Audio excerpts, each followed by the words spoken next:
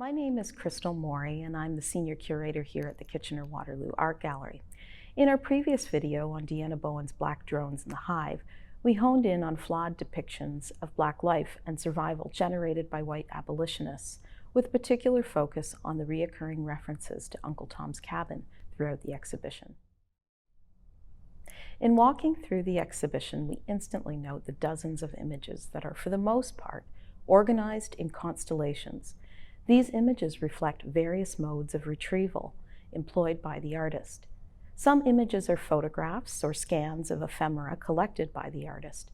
Others are reproductions of files sourced from archives or through online Creative Commons licensing. Deanna Bowen offers the following thoughts on how she approaches this aspect of her work.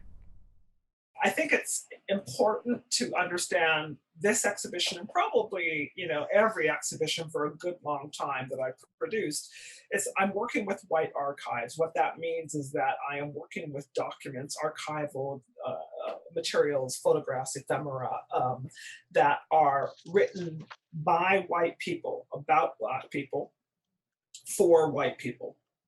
Um, and that is, I think, a very what these images, what these documents kind of speak to is a kind of a translation of Black experience that by no means actually is an articulation of Black experience. The first constellation that we see upon entering the main gallery is grouped around a reproduction of a classification chart presented at the Second International Eugenics Congress in 1921.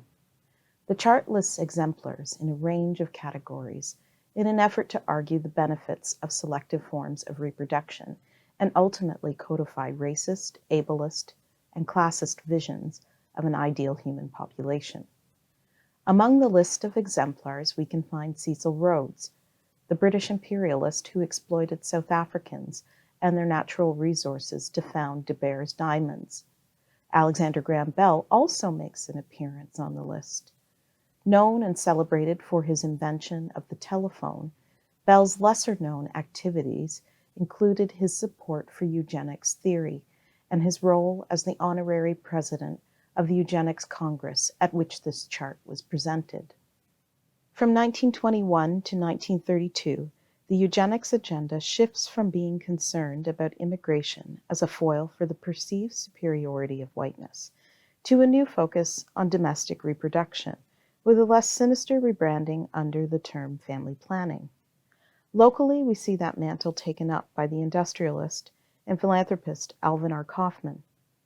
As president of a successful rubber factory and member of the Eugenics Society of Canada, Kaufman's discontent over the impoverished and, in his words, feeble-minded, would lead him to provide laborers with access to sterilization and contraception.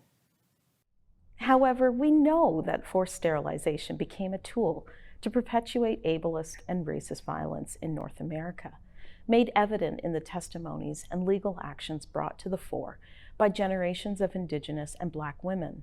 Today, we see echoes of that violence in the testimonies of detainees at immigration camps in the United States.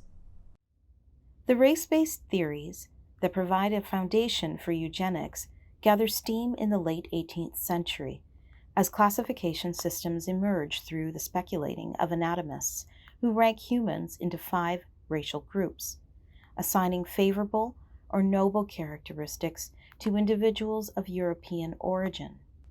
We can draw a line between these ideas and those that underline pseudosciences, such as phrenology, a system predicated on the belief that one could divine an individual's character from the bumps and contours of the head, a speculative system that also leaned towards racist deductions. Here, we might also think of other historical figures, such as Alphonse Bertillon, the father of the modern mugshot, and Francis Galton, the anthropologist and statistician, both of whom would lay the foundation for eugenics to come. Here is Deanna Bowen again to offer her insights on this history.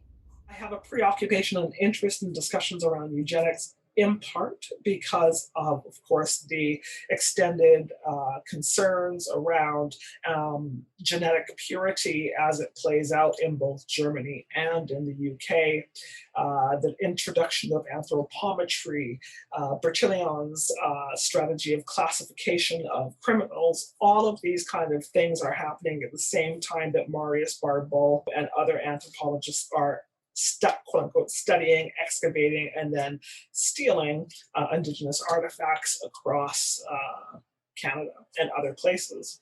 It's also a time frame that extends into the introduction of residential schools in the early years of Duncan Campbell Scott and his position as Deputy Superintendent of Indian Affairs. It's also the same time frame. This time frame that I'm working through in these multiple layers also is a time frame in which Hitler served in the First World War for Germany. The Boer War, early discussions around eugenics and birth control come out of Berlin, Ontario, and the Southern Ontario region in this time frame. And of course, that opens up a conversation about eugenics for sterilization of both Indigenous communities and Black communities.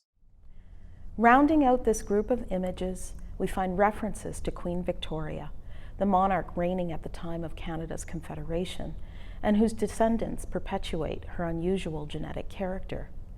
We also see reproductions of pages from an anthology of works by Canada's Confederation poets.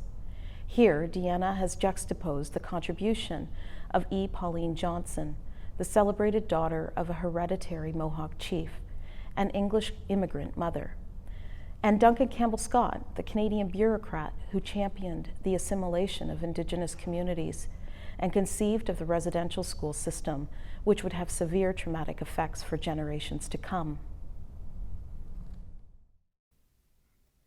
As we spend time with this constellation and others in Black Drones in the Hive, we come to see how they reflect what the sociologist Patricia Hill Collins has described as the changing same, a situation wherein dramatic shifts in global politics enable opportunities for change.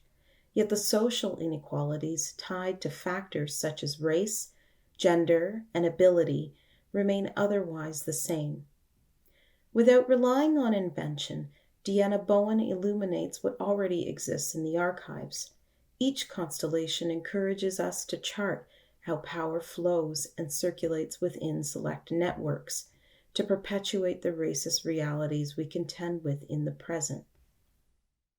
The next chapter in this video series will look at the historical entanglements and erasures that represent our region within this exhibition. Black Drones in the Hive remains on view at KWAG until May 23, 2021.